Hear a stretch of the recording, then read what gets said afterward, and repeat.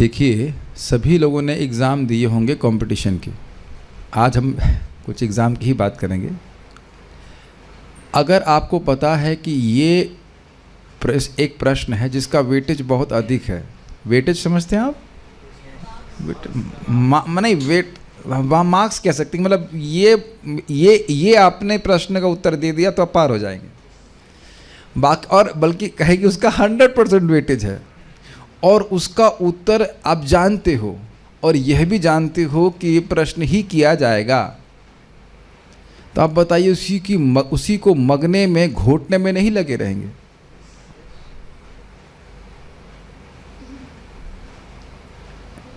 और लगे क्या नहीं रहेंगे, आप किए हैं इस बात को। आप जानते हैं कि जब आप कुछ कोर्स पढ़ रहे होते हैं तो इस मतलब सेक्शन से ये सब कुछ पूछा जाएगा, इससे कुछ कम पूछा जाएगा, तो कम वाले को कम महत्व देते हैं। टाइम इतना नहीं रहता कि आप सब पी जाएं, है ना। तो मृत्यु का एग्ज़ाम कभी भी है, और मान लिया जाए कि 10-20 साल के बाद, चलिए मान भी लिया जाए कि 10-20 साल हैं हमारे पास, जो भी है, तो उत्तर जानते हैं, प्रश्न भी जानते हैं। प्रश्न क्या है? किसका स्मरण कर रहे हो? और उत्तर है कि अगर कृष्ण का स्मरण करेंगे, अच्छा सही उत्तर है, वेटेज वाला उत्तर, कृष्ण का स्मरण करेंगे तो हम भगवान के पास चले जाएंगे। इसका मतलब समझते हैं? ऐसे ही बोल देते हैं भगवान के पास चले जाएंगे। भगवान से आप ऐसे बातचीत करेंगे, सामने से मैं आपसे बात कर रहा हूँ, उससे कुछ महत्व समझ रहे हैं? इसका उसकी महिमा का वर्णन नहीं किया जा सकता है, ये श्रीधर स्वामी कह रहे हैं। अगर याद है आप लोग बात को, ये प्रथम अध्याय में पढ़ चुके हैं, तो उसी में घोटने में लगेंगे ना, जीवन में घोटते रहे, भगवान का स्मरण श्रवण कीर्तन होता रहे। आपने सुना था ना, मुहूर्तम क्या है? वरम मुहूर्तम विदितम घटते श्रेयसे यतः। क्या अर्थ था श्रेयसे का? वो क्षण श्रेष्ठ है जिसमें व्यक्ति को समझ में आ जाए कि मैंने समय खराब किया है और वह श्रेय की प्राप्ति के लिए। क्या अर्थ जीव गोस्वामी लिए थे श्रेयसे का? नाम संकीर्तन। अब आप प्रैक्टिकल देखो ना, प्रैक्टिकल चीज़ अब देख लीजिए। जो भक्त यहाँ लेट आते हैं सभी नौकरी करके लेट नहीं आते हैं, अपनी स्वेच्छा से लेट आते हैं। मैं डांट नहीं रहा हूँ, मैं आपके विवेक को जागृत कर रहा हूँ। और आप वैल्यू कीजिए कि उसका महत्व क्या नाम संकीर्तन से अधिक है। You answer please. मैं हमेशा नहीं डांटता हूँ और हमेशा नहीं डांटता हूँ,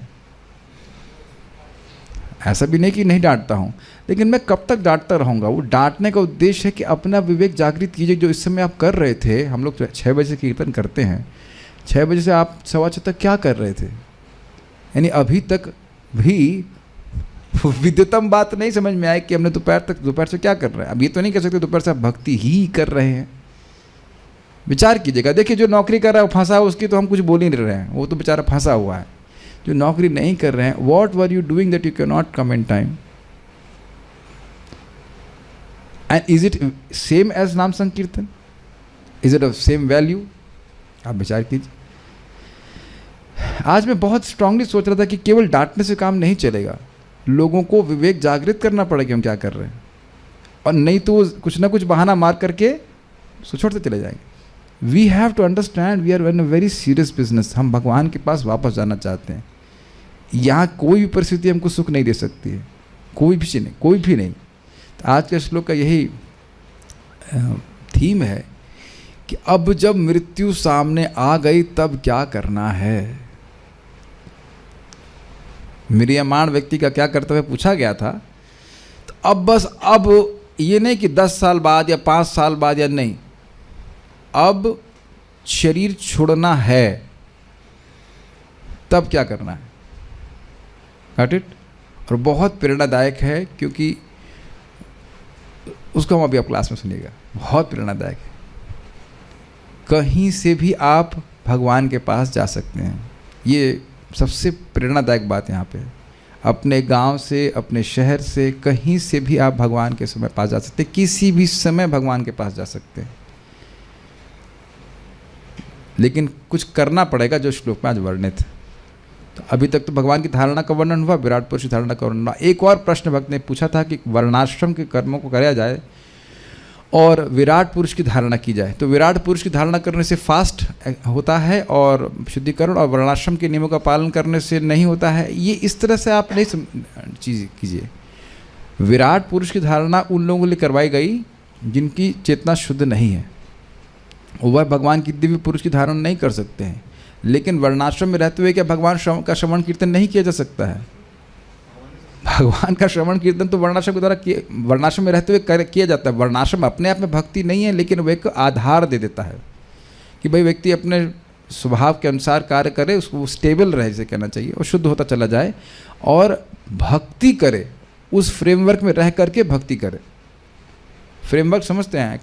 उदाहरण दिया जाता है कि जैसे ये छत बनाई गई है तो छत के पहले लेंटर डाला जाता है। लेंटर छत नहीं है, लेंटर बोलते हैं ना? नहीं, लेंटर नहीं, क्या कहते हैं? Shuttering, sorry shuttering. शटरिंग छत नहीं है, लेकिन शटरिंग बना छत नहीं बन सकता है। तो वर्णाश्रम अपने आप में भगवान की प्राप्ति नहीं कराने वाला है, लेकिन उसमें रह करके व्यक्ति स्टेबल रहता है, उसका मन शरीर ठीक रहता है और वह भगवान की जब भक्ति करता है तो भक्ति करने से प्रगति होती है। वर्णाश्रम से भक्ति नहीं आती है, भक्ति करने से आती है, और भक्ति भक्तों के संग से आती है। तो ये पॉइंट क्लियर हो गए। अब हम इस श्लोक को देखते हैं। मेरे पीछे बोलिए।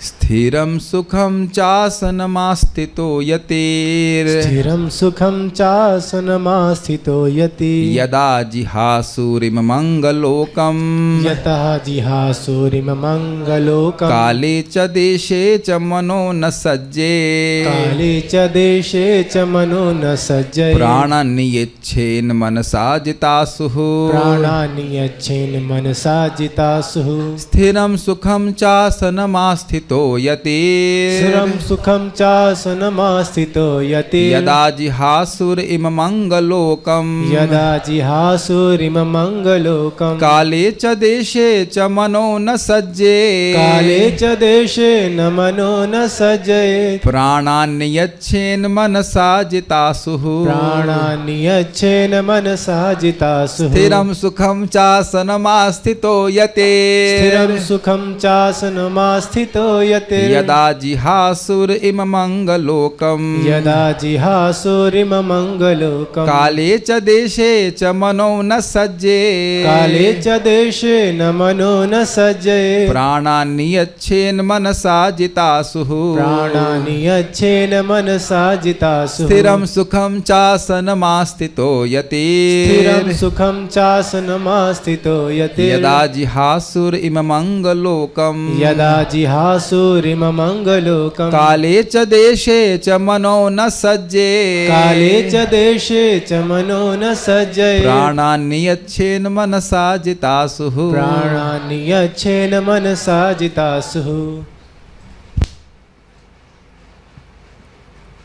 हे राजन, जब भी योगी इस मानव लोक को छोड़ने की इच्छा करे तो वह उचित काल या स्थान की तनिक भी ना इच्छा करते हुए, ध्यान दीजिएगा, तनिक भी इच्छा ना करते हुए सुविधा पूर्वक अविचल भाव से आसन लगा ले और प्राण वायु को नियमित करके मन द्वारा अपनी इंद्रियों को वश में करे। अन्वय देखिए। अंग, अंग का क्या अर्थ होता है? आपका शरीर का अंग, मतलब आत्मीयता बोध करा रहा है कि आप भक्त हैं, हम भी भक्त हैं। सुखदेव गोस्वामी कह रहे हैं तो आप हमारे अंग जैसे हैं। आप समझते हैं इस बात को? तो कह रहे हैं हे राजा। अंग मतलब राजा नहीं होता है। अंग जो है ये आत्मीयता का, आत्मीयता मतलब अपनेपन का बोध कराता है। हाँ, मेरे दाएं हाथ है, मेरे बाएं हाथ, ऐसे करके। तो ये अंग का अर्थ है कि राजा परीक्षित महाराज को संबोधित कर रहे हैं। यदा यति ही, जब भी यति, यति का अनुवाद किया है साधु। इसका अर्थ क्या है? यति मतलब जो यत्न में लगा है। किस यत्न में? अपनी इंद्रियों को संयमित करने के यत्न में लगा हुआ है, उसको यति कहते हैं। यत्न में तो बहुत लोग लगे हुए हैं, लेकिन जो अपनी इंद्रियों को भगवान की सेवा में लगाने के प्रयास में लगा, ऐसी बात करना यति। ठीक है।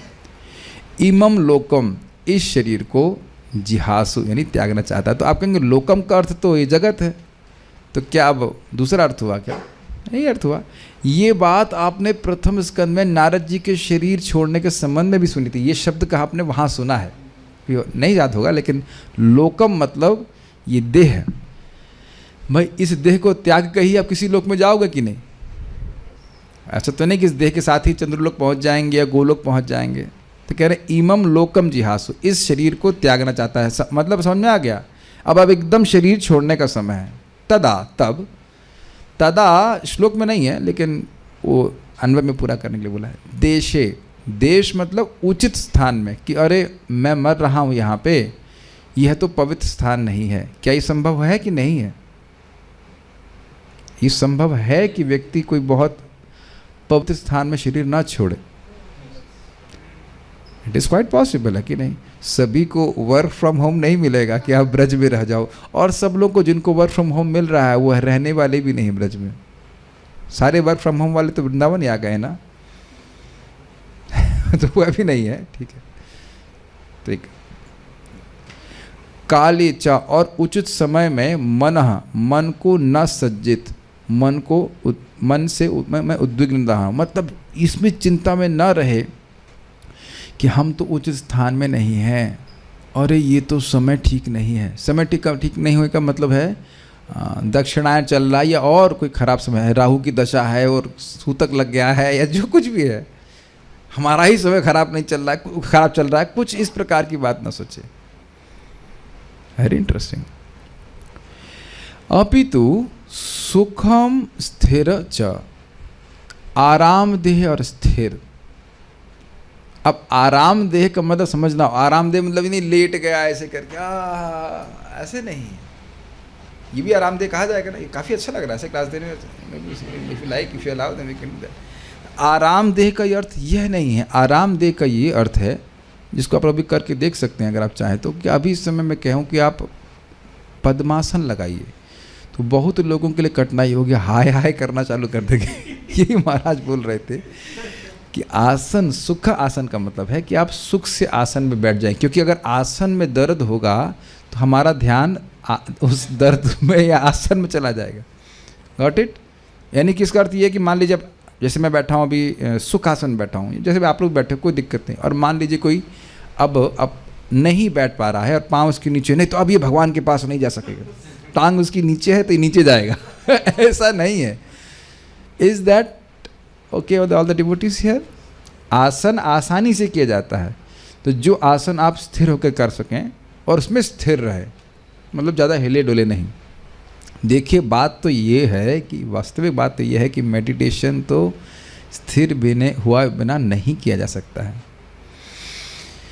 हो कृपा है कलयुग में कि यथा तथा नाम ले तो हम मॉर्निंग वॉक पे भी जब कर सकते हैं, सब कुछ कर सकते हैं। और ये भी जरूरी हो जाता है क्योंकि शरीर में इतने रोग भरे हुए हैं, उन रोग का ही मैनेजमेंट करने में कलयुग में जो समय निकल जाता है। लेकिन वस्तुतः बैठ के ही ध्यान होता है। इसीलिए देखिए मैंने क्या बोला है, बहुत ध्यान से सुनिए। मैं भक्तों को मॉर्निंग वॉक के लिए बोल रहा हूँ, लेकिन ये नहीं बोल रहा हूँ कि अब सारा जब मॉर्निंग वॉक पे ही कीजिए। ये बोला, किसी को बोला ऐसा? 1.5 घंटा तो कम से कम आप बैठ के जब कीजिए, उसके बाद आधे घंटे के लिए आप जा सकते हैं, कोई दिक्कत नहीं है सर। कि मुझे पता है आप कोई एक्सरसाइज तो करने वाला नहीं है, अब बाद में शरीर में दिक्कत आएगी। अरे प्रभु जी, शरीर छोड़ने का समय कभी भी आ सकता है, आप समझ नहीं रहे, इसलिए हम सब इतने आग्रही हैं। पानी पकौड़ी खा सकते हैं, लेकिन anyways we will not go further that point. The point is स्थिरम च, सुखम और स्थिर। ये समझ में आ रहा है सबको? अभी आप लोग सुख से बैठे हो कि नहीं? और अगर आप लगातार हिलते रहें क्लास में ऐसे करके, मैं ऐसे लगातार हिलता रहूँ तो आप लोग काफ़ी अच्छा लगेगा ना। कहा कि ब्रो जी आप डीजे हैं क्या? We are not here for, आप समझ पा रहे हैं? आप मान लीजिए जब करिए हरे कृष्ण हरे कृष्ण कृष्ण। वैसे तो नाम जब क्या था, अभी भगवान ने इतना गुण दे दिया है कि कैसे भी कर सकते हैं, लेकिन आप देख रहे हैं कि you feel uncomfortable, specially video जो देख रहे हैं उनको तो बहुत दिक्कत हो रही होगी ना। अब मैं लगातार हिलता रहूँ, कहीं बाबा बहुत ड्रामा करता है, लेकिन दिस इज अ फैक्ट, क्योंकि हम देख रहे करते हुए हरे कृष्ण हरे कृष्ण हरे राम राम राम। देखा है आपने? हरे कृष्ण, और फिर उसके बाद माला गिराएगा, हरे कृष्ण हरे राम राम। तू क्यों सो रही है? अरे माला नहीं सो रही है, आप सो रहे हैं, नींद आपको आ रही है। ये बार बार बोल रहा हूँ कि कहीं किसी वीडियो में तो किसी को समझ में आ गए, अकल आ जाए। ये बात स्थिर बार बार देख रहे हैं, स्थिर मास। वहाँ भी सुना था ना प्रथम अध्याय में क्या था? जितासन, जिताश्वासा, जितसंगा, जितेंद्रिय। तो आसन जीतने का मतलब क्या है कि आसन को आप 3 घंटे तक बैठ सके हो तो बोला जाता है, नहीं तो एटलीस्ट कुछ समय तो हम बैठ सकें। ये बहुत इंपॉर्टेंट है। ठीक है, walking is in mode of passion, lying down समझ गए आप आरामदेह लेट गए तो मोड ऑफ इग्नोरेंस तमोगुण, and sitting is in mode of goodness. तो जिन लोगों को नींद आ जाती है वो कारण ये है कि चित्त है राजोगुणी तमोगुणी, तो वो बैठा नहीं जाएगा, बैठते ही नींद आएगी। तो ऐसे लोगों को बोला जा रहा है कि ठीक है आप चल के जब कीजिए, धीरे धीरे करके फिर आप बैठ भी पाएंगे। लेकिन कुछ अभ्यास करना चाहिए, 10 5 मिनट 20 मिनट जब करने का, एटलीस्ट वहाँ से शुरू करें फिर आगे बढ़े। खैर हम उधर अभी नहीं जा रहे हैं, क्योंकि वो सब बातें अभ्यास तब की हैं जब हम सामान्य रूप से साधना कर रहे हैं। अभी बात हो रही है जब मृत्यु का समय आ गया। स्थिरम च, समझ में आ गया, आरामदेह स्थिर आसन, बैठने के आसन में आश्रिता, स्थित होकर आसन में आश्रित हो गया, मतलब अब हिलेगा नहीं वहाँ से। जितासु, प्राण वायु को जीत कर। इसका अर्थ क्या है कि प्राण वायु आपके हिसाब से चले। अगर कोई व्यक्ति किसी को नियंत्रित करता है तो उसके हिसाब से व्यक्ति चलता है ना। जो महाराज बता रहे थे क्या, कुत्ते की तरह हाँफना नहीं चाहिए ऐसे करके नहीं चलना चाहिए। प्राण संयमित होने चाहिए, उसका संबंध हमारे मन से है। उसके बाद मनसः प्राणम नियच्छेत, यहाँ मैं भ्रमित हो गया था। हिंदी में जो अनुवाद किया गया वो गलती कर दी है। प्रभुपाद इसको इंग्लिश में सेंसेस बताया है कि आचार्यों ने टीका में भी प्राणम कर सेंसेस बताया है। तो उन्होंने अब शब्दार्थ देखेंगे उसमें कहा प्राण, तो हमने कहा प्राण तो पहले लिख दिया, जितासु, असु मतलब प्राण और जित मतलब जीतना। इंग्लिश में देखिए सेंसेस लिखा है ना, तो टीका में भी लिखा गया प्राण मतलब इंद्रियां। पहला वाला इसीलिए कह रहे जिता असु, असु स्पष्ट है, प्राण वायु ये वाली। और दूसरा प्राण का अर्थ लिया गया है इंद्रियों को। प्राण वायु को संयमित किया, उसके द्वारा मन संयमित हुआ, और मन संयमित हुआ तो उसके द्वारा इंद्रियों को नियच्छेत, वश में कर ले। मतलब इंद्रियों, अब इंद्रियों का बड़ा अद्भुत अर्थ है। इंद्रियों का अर्थ क्या है? आंख नाक कान है ना, लेकिन ये आंख नाक कान तो गोलक है, सॉकेट इसके अंदर जो इंद्रिया इंटरनल सेंसेस उनसे उनको नहीं संयमित करे। अच्छा अभी आप जरा बहुत अच्छा एक्सपेरिमेंट कीजिए। मैं बोल रहा हूँ और एसी की आवाज़ भी आ रही है। इट डिपेंड्स कि आप अपने श्रवण इंद्रिय को कहाँ सेट करते हैं। कान का गोलक वही है कि नहीं? This is the best way of explanation. आप अब यहाँ पे बहुत सारी ध्वनि हो रही है कि नहीं? फ़ैन की आवाज़ भी हल्की हल्की आ रही है, एसी की आवाज़ भी है, मैं तो ऑब्वियसली हाँ हमारा काम है बोलना, और मैं ये भी बोलता जाऊँ, खटखट करता जाऊँ। तो अब आपकी गोलक तो एक ही है, गोलक समझ रहे, कान साकिट लेकिन आप अपनी अंदर की इंद्रियों को किधर सेट कर रहे हो ये आपके मन पर है। क्या यह देख पा रहे हैं कि अपने मन के द्वारा आप चूज़ कर सकते हो कि आप ध्यान एसी की साउंड पे दें कि मेरे साउंड पे दें? हम तो एसी की बात सुनने के लिए आते हैं नहीं। क्या आपने कभी देखा है कि कीर्तन बहुत जोर से होता है फिर भी लोग बात कर लेते हैं? हाँ, ये सो लेते एक अलग बात है, मैं उधर नहीं जा रहा हूँ, मैं खाली बोल रहा हूँ बात कर लेते हैं। तो सॉकेट एक ही है, लेकिन श्रवण इंद्रिय अंदर से अलग रूप से कार्य कर रही है और उसको संचालित मन के द्वारा किया जा रहा है। क्या सब लोग समझ पा रहे हैं? हमारे ज़ूम के भक्त समझ पा रहे हैं इस बात? आप लोगों के भी घर के आसपास आप जहाँ बैठे हैं वहाँ कुछ आवाज़ ज़रूर हो रही होगी, है कि नहीं? Are you just becoming conscious कि आप ऐसा कर रहे हैं? आप ये देख रहे हैं कि इस समय कॉन्शियस हैं कि अब मैंने आपको बोला तो आप कॉन्शियस है कि आप ऐसा कर रहे हो। अब आपको एसी की आवाज़ भी सुनाई पड़ रही होगी, और आपकी चॉइस है कि आप एसी की बात पे आवाज़ पे ध्यान दें या आप मेरी बात पे ध्यान दें। तो अब मेरी बात समझ पे आ रहे हैं? आँखें हैं, बहुत सारी चीज़ें, लेकिन अब आप अपने आँख को ऊपर, ये बल्ब कितने, गॉट इट? या आप ये भी कि भागवत के श्लोक को देखें, और आप ये भी देख रहे हैं कि बहुत सूक्ष्म है कि या तो आप एसी की बात सुन सकते हैं या मेरी बात सुन सकते हैं, दोनों एक साथ नहीं सुन सकते हैं। आज मैं नोटिस कर रहा था, मैं कथा सुन रहा था प्रभुपाद जी का, और फिर ऑब्वियसली मैं तिलक लगाने लगा और उसका कुछ करने लगा, तो देखा कि अब मैं प्रभुपाद का प्रवचन नहीं सुन सकता। Stopped it. This is the biggest illusion. जो भक्त लोग अभी हमारे प्रवचन को साइड बिजनेस के रूप में सुन रहे हैं, वो बहुत कम जाता है मन में। आपका मन छोड़ता जाता है उस बात को, कुछ और चीज़ों में मकर लग जाइए और कुछ आप बात करने लग जाइए, अब कुछ भी कहिए लेकिन उतना प्रभाव नहीं हो पाता है। और आप देखिए यहाँ पे आंख लगाकर गड़ा करके देख रहे हैं तो आपकी आंख की वृत्ति भी लगी। तो मैं इंद्रियों की वृत्तियों की बात कर रहा हूँ, केवल कान रोक लेना, कान से कोई शब्द न सुनना, उसकी बात नहीं हो रही है। वो जो इंद्रियां हैं वह अपने भोगों को, इंटरनल सेंसेस की बात कर रहे हैं, सबको समझ में आ रहा है, वो उनको वश में करे। ये कान का उखड़ के कहीं जा रहा है, सॉकेट की बात कर रहा हूँ, ये आंखें उखड़ के इधर उधर कहीं जा रही हैं, सबको समझ में आ रहा है। नाक तो यही है ना, चेक कर लीजिए, नाक आपकी यही है ना, जस्ट चेक, हाँ नाक तो यही है। तो यहाँ का लेकिन कोई सुगंध बहुत दूर से आती है, तो ये नाक तो नहीं जाती ना, उसके पीछे जो इंटरनल आंतरिक इंद्रिय है वह उसको पकड़ती है, वह प्रभावित होती है। Is it not? समझ में आ गया सबको? तो ये चक्रवर्ती बात बता रहे हैं कि आंतरिक इंद्रियों को संयमित करे, ये कहने का आशय। इसी को प्रत्याहार कहा गया था जी। अब आप ध्यान दीजिए फिर से इस बात पे कि जब शरीर त्यागने का समय है तो देश और काल में ध्यान न दे, ध्यान दे कि उसकी योग की प्रक्रिया ठीक से हो रही है कि नहीं, क्योंकि भगवान के पास वापस जाने का साधन योग की प्रक्रिया है, न कि देश और काल।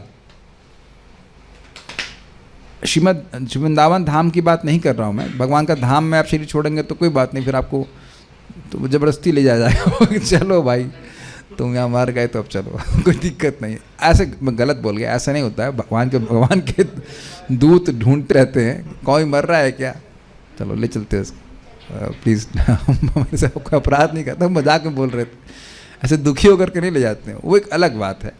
बट अब दिल्ली या बॉम्बे कहीं कोई व्यक्ति मर रहा है, शरीर छोड़ रहा है, तो इसका अर्थ ये नहीं कि भगवान के पास नहीं जाएगा। अदरवाइज भी आपका फोकस योग पे रहना चाहिए, भगवान की कृपा पे नहीं रहना चाहिए, उसके द्वारा हम भगवान के पास जाएंगे। ठीक है, ये बात बोल रहे हैं। अब एक और बात सोचिए, जो व्यक्ति देश और काल की ही चिंता करता रहेगा, सुनाई पड़ रहा है, तो उसका चिंतन कहाँ जा रहा है? देश और काल में। सुनाई पड़ रहा है मैं क्या कह रहा हूँ? अरे मैं तो बॉम्बे में हूँ, अरे मैं तो बॉम्बे में हूँ, तो तुम आगे भी बॉम्बे में ही रहोगे। Got it? हम तो बॉम्बे में हैं, हम क्या करें, हम तो बॉम्बे करते हुए तुम बम्बई में पैदा हो जाओगे। समझ में आ रहा है? इसीलिए कह रहे हैं प्राण और मन को नियमित करके भगवान में लगाए, अब आएगा मतलब। ठीक है। स्थिरम सुखम च आसनम, स्थिर और सुख से जो लग जाए उसमें, उस आसन में आस्थित होकर के, आश्रित होकर, स्थिर होकर के, यति अर्थात योग का अभ्यासी, यदा जिहासुर इमम अंग लोकम, जब जिहास त्यागना चाहता है, किसको? इमम इस अंग मतलब हे राजन, और लोकम मतलब शरीर को जब त्यागना चाहता है, तो काले च देशे च मनो न सज्जित, काल और देश में मन को सज्जित न करे, आसक्त न करे, उधर चिंता मत करे कि क्या हो रहा है। प्राणान नियच्छेन, प्राणान अर्थात अपनी इंद्रियों को, प्राणवायु नहीं, प्राणान मतलब इंद्रियों को नियच्छेद वश में करे, किसके द्वारा? मन के द्वारा। लेकिन ये आसान नहीं, इसलिए जितासु। अब कुत्ते की तरह हाँफते रहोगे तो मन संयमित नहीं हो, अरे क्या हुआ तो तब नहीं होने वाला मन संयमित।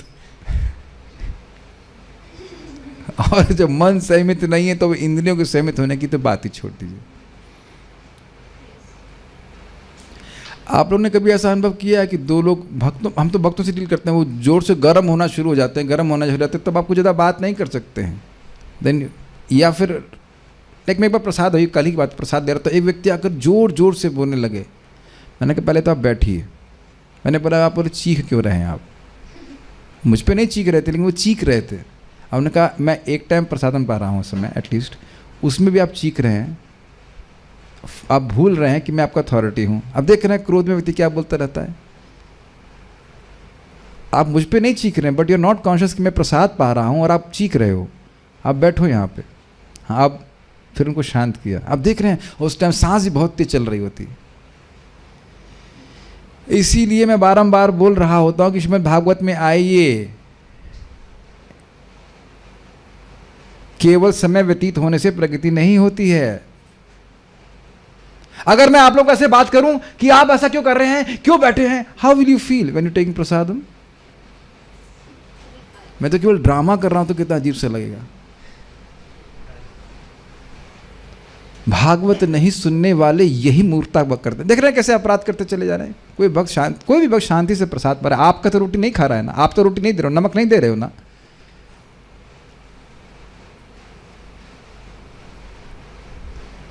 लोग हम एजिटेशन में रहते, तो ऐसे में क्या भगवान का इस तरह की चेतना से क्या भगवान का स्मरण कर पाएंगे आप? इसीलिए कह रहे हैं प्राण को जीतना पड़ेगा। आपने देखा कभी कि आप गुस्से में कैसे प्राण चलता है? कभी ध्यान दिया आपने? जानते नहीं, पिछले लीला में, कृष्ण लीला में कालिया को रोड में नहीं किया है, क्या समझ रखा है ना? ऐसे नाक फुला फुला करते कि नहीं, देखा है कि नहीं आप गुस्से में? यस, तो ये लिंक है प्राण का, मन का, सबका लिंक है, बहुत इंपॉर्टेंट है। बार बार ध्यान रखिएगा, साधना भक्ति means doing something with your body which will affect your mind. You cannot say कि हम अनलिंक्ड है। हाँ, अगर आपको राग है तो अलग बात है, राग हमको है नहीं, इसलिए हमारा शरीर हमारे मन को प्रभावित करता है, ठीक है।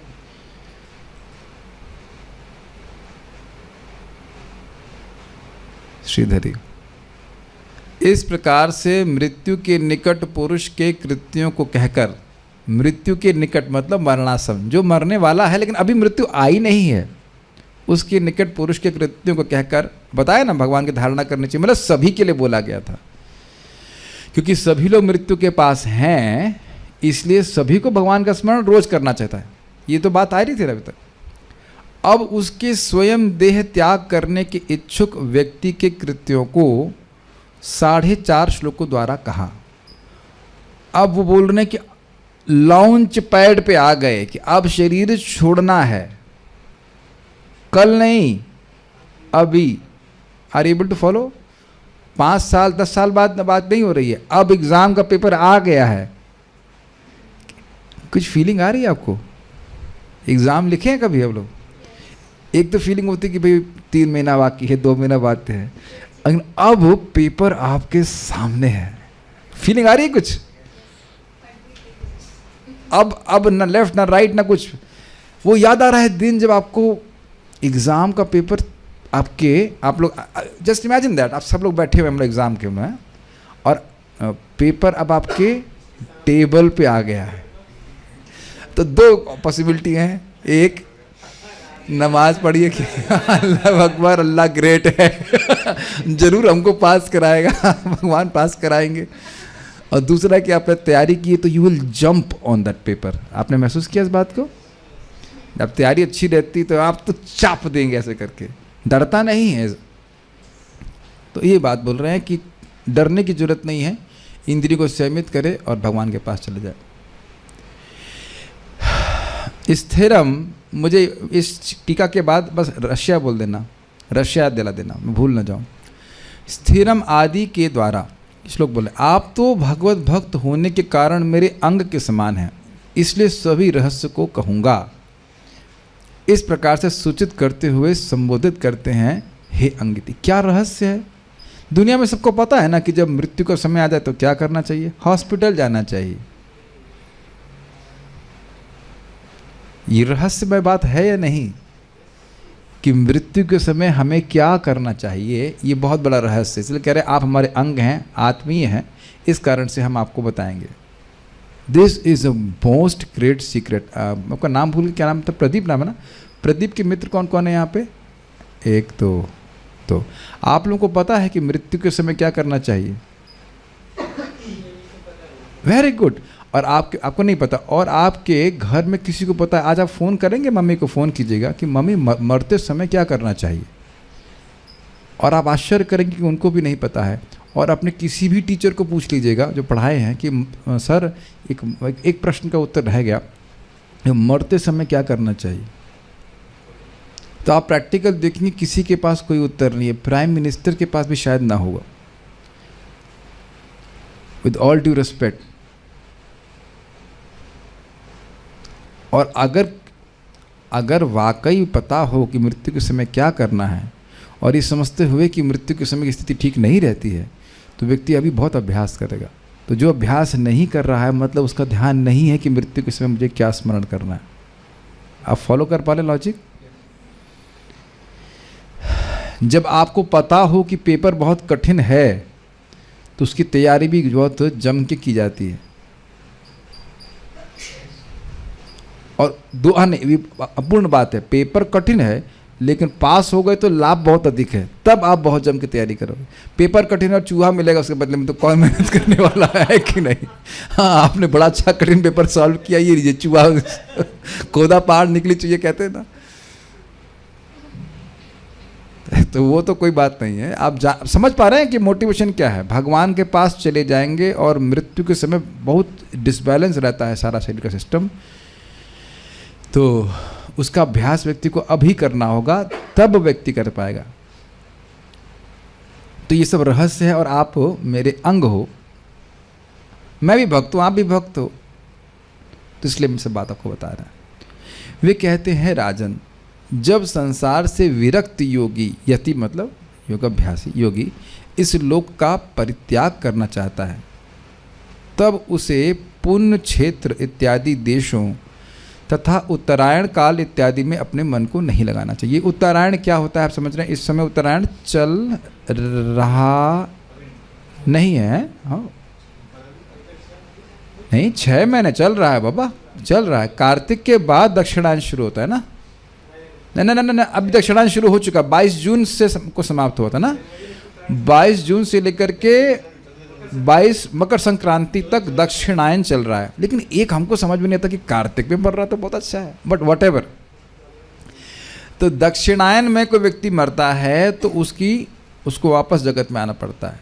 ये दक्षिणायन चल रहा है। दक्षिणायन मतलब 22 जून से लेकर के 22 जनवरी 14 जनवरी तक, और 14 जनवरी से लेकर के 22 जून तक उत्तरायण चलता है, जब सूर्य उत्तर दिशा की तरफ जाता है। तो ये बोलते हैं, और दक्षिण में समय दक्षिण की तरफ जा रहा है, तो ये बोल रहे हैं।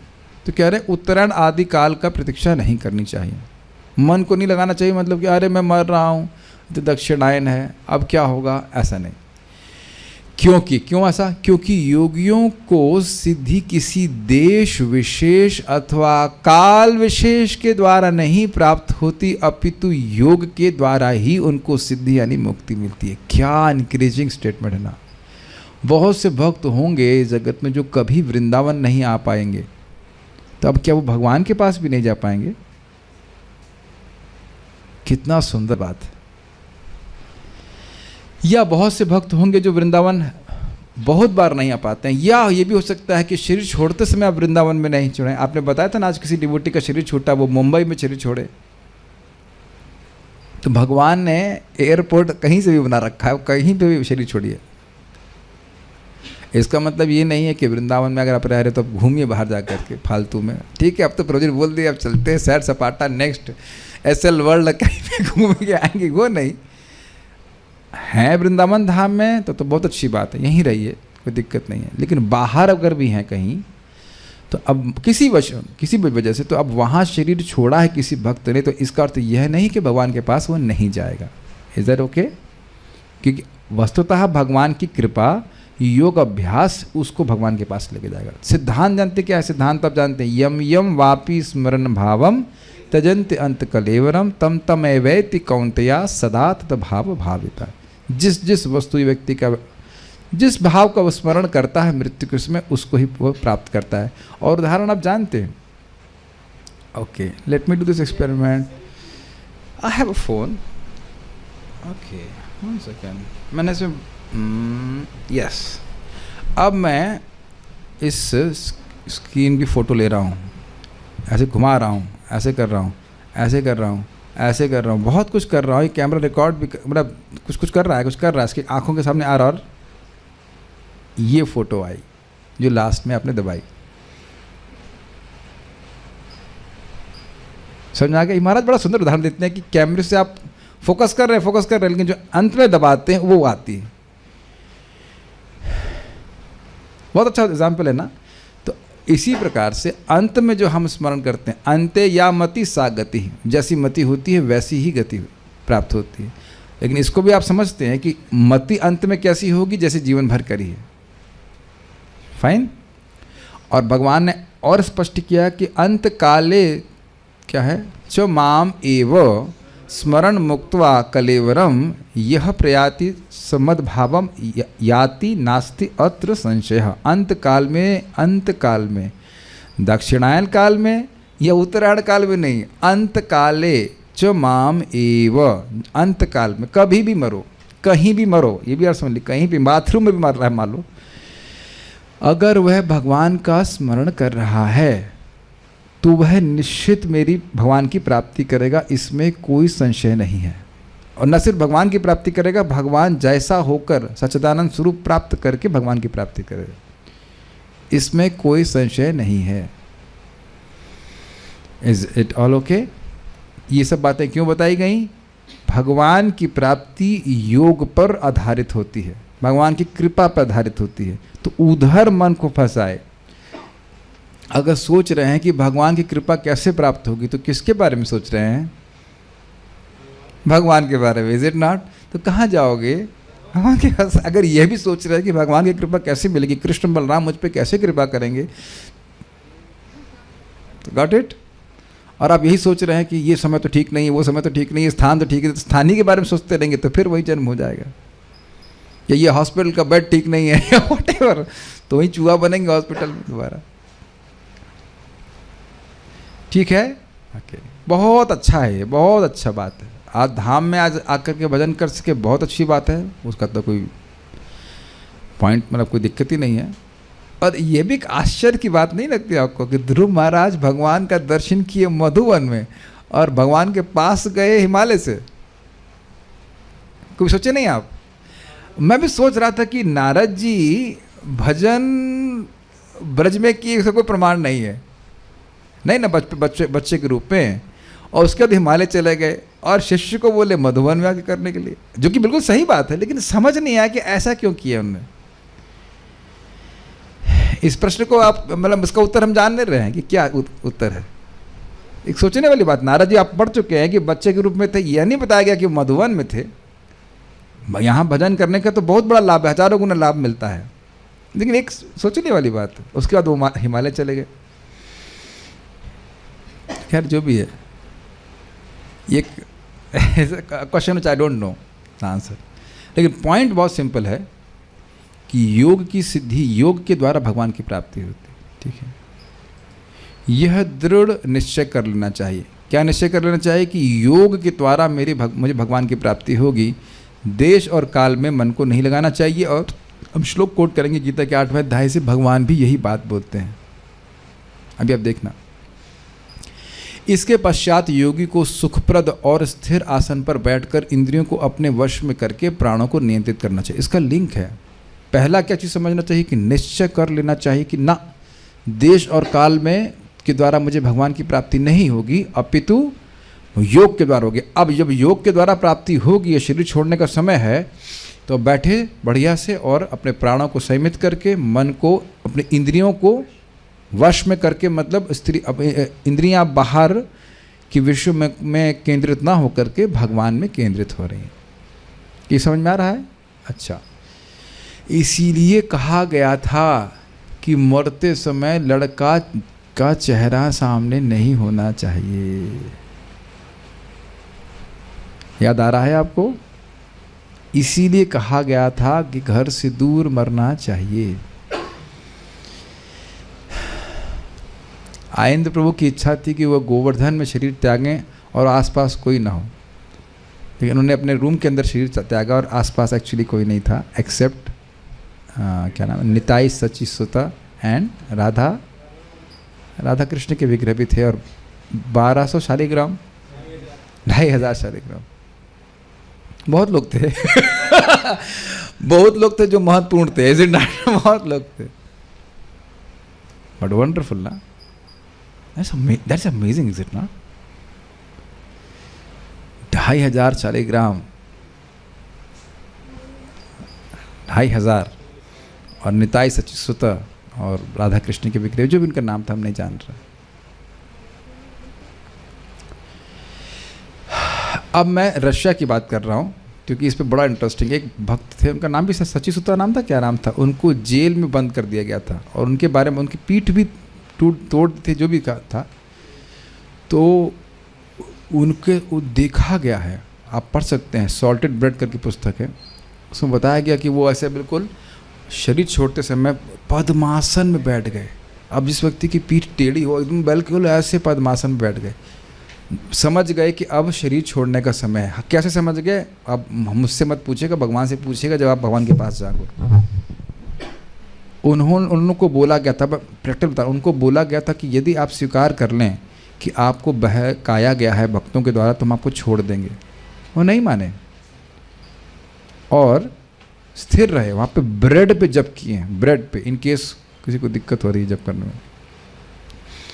वो अब सब भक्तों को जीवन में कम से कम एक बार वो पुस्तक ज़रूर पढ़नी चाहिए। किसी के पास पैसे नहीं तो बताइएगा, स्पॉन्सर करने वाले बहुत लोग हैं, कर देंगे, हम नहीं करेंगे लेकिन बहुत लोग कर देंगे। किसी की ने पढ़ी, सब किसी ने नहीं पढ़ी हो ऐसा कोई व्यक्ति है, पढ़िएगा, बहुत अच्छा, बड़ा इंस्पिरेशनल। और वो ऐसे शास्त्रिक पोषण में बैठ गए और ये जब वो शरीर छोड़ रहे थे जेल के अंदर थे, रशिया में कहीं, कहाँ, साइबेरिया की तरफ, एकदम ठंडा, chill means like freezing chill, और मुस्करा रहे थे and his whole face was beaming, प्रकाशित हो रहा था। यही ऐसी का वर्णन ना। और सैनिक देख करके आश्चर्य हुए थे, उसको टच नहीं किए कि क्या हो रहा है एकदम से, और ऐसे बैठे बैठे शरीर छोड़ दिया ना सांस। I mean this is amazing. ये दिखाता है कि देखो देश, मुझे नहीं पता कौन से काल में, और देश तो एकदम गड़बड़ देश एकदम गड़बड़।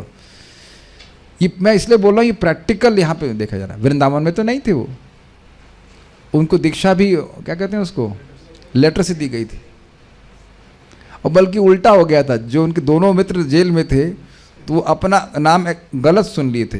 जो प्रभु जी का नाम था वो दूसरा व्यक्ति सोचा, और दूसरा भक्त था उसका नाम सोचा। वो जब शरीर छोड़ रहे थे तो मान लीजिए रामकृष्ण और शुभ कृष्ण, तो हम दोनों लोग मान लो जेल में थे वहाँ पे रशिया में, तो ये सोच रहे हैं इनका नाम शुभ कृष्ण दिया गया है गुरु जी ने, और मैं सोच रहा हूँ मेरा नाम रामकृष्ण है, और मैंने शरीर छोड़ दिया ये सोचते हुए कि मेरा नाम रामकृष्ण है।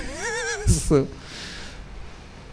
हम लोग ना क्यों छोटी छोटी चीज़ों में फंसते हैं, सार को भूल जाते हैं। सार क्या है? योग के द्वारा भगवान की प्राप्ति होगी।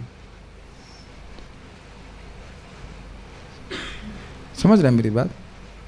हमको बहुत अच्छा हुई बात। अब जब क्लास में श्लोक को देख रहा था तो मुझे बार बार उन प्रभु जी का मतलब बात स्मरण हो रहा था। जेल के अंदर कुछ चिंता नहीं है, and his face was beaming, मुस्कुराते हुए। तो निश्चित रूप से वैकुंठ के पार्षदों को देख रहे होंगे।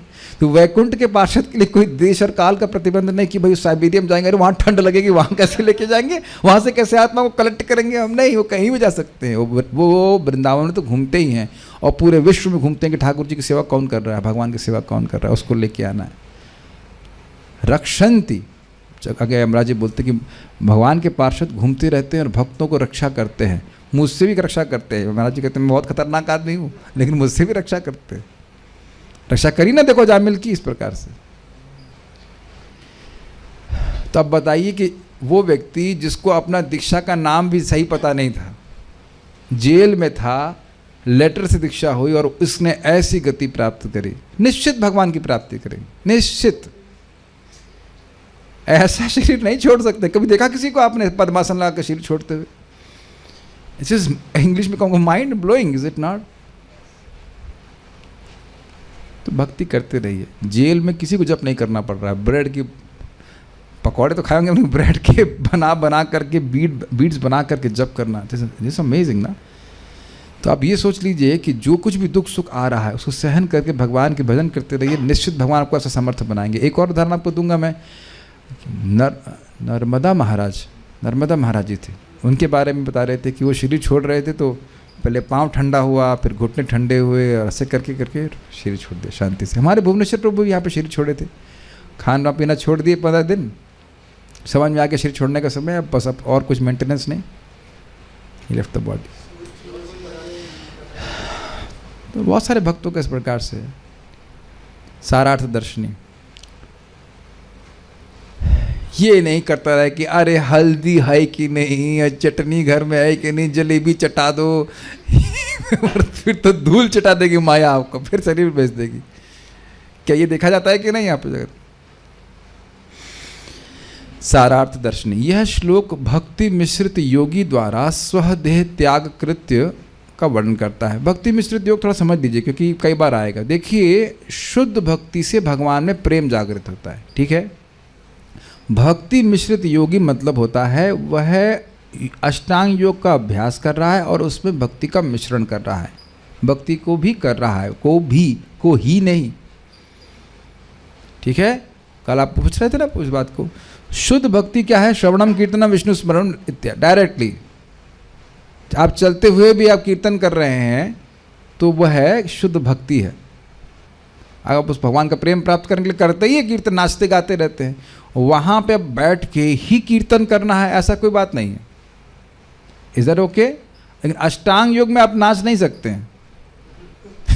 Does that make sense to you? लेकिन आपको यह पता है कि ध्यान के स्तर पे आप किसका ध्यान करते हैं? भगवान का ध्यान करते हैं, तो उसमें भक्ति का एलिमेंट है, ये बात बोल रहे हैं। तो इस प्रकार का योगी इस ऐसे शरीर छोड़ता है, ये बोल रहे हैं। भक्त लोग कैसे छोड़ते हैं वो आगे वर्णन करेंगे। जब वह योगी इस लोकम अर्थात देह को त्यागने का इच्छुक हो तो तब उसे देश अर्थात किसी पुण्य क्षेत्र, काल अर्थात उत्तरायण आदि से मनो न सज्जित अर्थात आसक्त नहीं होना चाहिए, अर्थात इनके संग प्राप्ति की प्रतीक्षा ना करे। समझ में आया? और कुछ क्लियर हो रहा है इसमें कि अरे वो समय आए तब हम शरीर छोड़ें, हमको उस देश में लेके चले जाते तब बहुत अच्छा होता। तब कहेंगे भीष्मदेव क्यों सोच रहे थे? अब इसका हमको उत्तर भक्त ने बड़ा सुंदर बताया। एक्चुअली उत्तरायण, उत्तरा के गर्भ में जो रहते थे उनके प्रकट होने की प्रतीक्षा कर रहे थे। उत्तरायण के गर्भ में कौन थे? परीक्षित महाराज की प्रतीक्षा नहीं कर रहे थे, भगवान। तो उत्तरा के गर्भ का में प्रवेश किए थे भगवान और उनके गर्भ की रक्षा किए थे। ऐसा मत सोचिए कि भीष्मदेव को पता नहीं ये सब बातें, कि वो गीता सुने नहीं थे क्या? अभी गीता का श्लोक आने वाला है कि वो भूल गए थे। वो भगवान की प्रतीक्षा कर रहे थे। स्पष्ट है कि नहीं? तो बाह्य अर्थ में नहीं लेना चाहिए कि हाँ उत्तरायण की प्रतीक्षा कर रहे थे, ये वो नहीं लिखा है उसमें इस प्रकार से, लेकिन आपको ग्रहण आचार्यों की दृष्टि के अनुसार करना होगा। जी हाँ, प्रभु अब कहेंगे आप प्रभुपाद जी ऋषिकेश से वृंदावन आए थे। जी बिल्कुल सही बात है। और प्रभुपाद की ये बात भी तो पता है कि मैं प्रभुपाद एकदम उनका शरीर बिल्कुल हड्डी लेवल पे आ गया था और बोले कि मैं कैसे मरना चाहता हूँ, एक युद्धकर्ता की तरह युद्ध क्षेत्र में मरना चाहता हूँ प्रचार करते हुए। ये सुना नहीं आपने? प्रभुपाद गए थे ना लंदन एंड में, फिर आ गए थे, लेकिन अगर मान लो वहाँ प्रभुपाद शरीर छोड़ देते लंदन में तो क्या भगवान के पास नहीं जाते? और क्या नाम है, भक्ति तीर्थ महाराज गीता नागरी में शरीर छोड़े, ये दिखाने के लिए कि यह भी पवित्र स्थान है और वहाँ से भगवान के पास जाया जा सकता है। भाई देखो, सीधी सीधी बात समझने का प्रयास कीजिए। वृंदावन धाम में शरीर छोड़ने को मिले तो कहना ही क्या, लेकिन अगर नहीं मिल रहा है तो अब उद्विग्न नहीं हो, डिज़ायर कर सकता है। आप बहुत बैलेंस कीजिए इस बात को। डिज़ायर कर सकता है काश मैं वृंदावन में छोड़ता, तो फिर वह भी अच्छी बात है।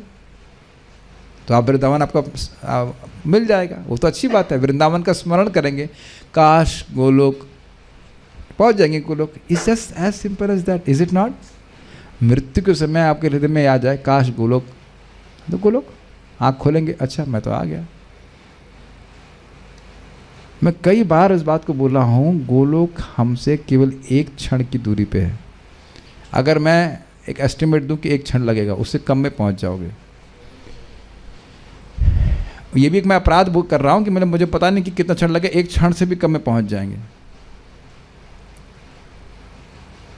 और आपको मेरे पास समय नहीं है बृहत भागवत मत पढ़ाने का, नहीं तो वहाँ तो स्पष्ट लिखा है, यहीं दिख गए भगवान, क्योंकि यहीं ये गोलोक है। यू नो दैट, हम यहाँ ऑलरेडी गोलोक में बैठे हैं, हम उसका अनुभव नहीं कर पा रहे हैं क्योंकि हमारी चेतना शुद्ध नहीं है।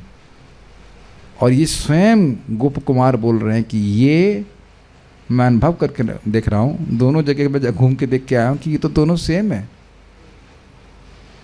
ये दोनों सेम हैं। जहाँ आप बैठे हैं वृंदावन धाम और गोलोक धाम, ये सेम है।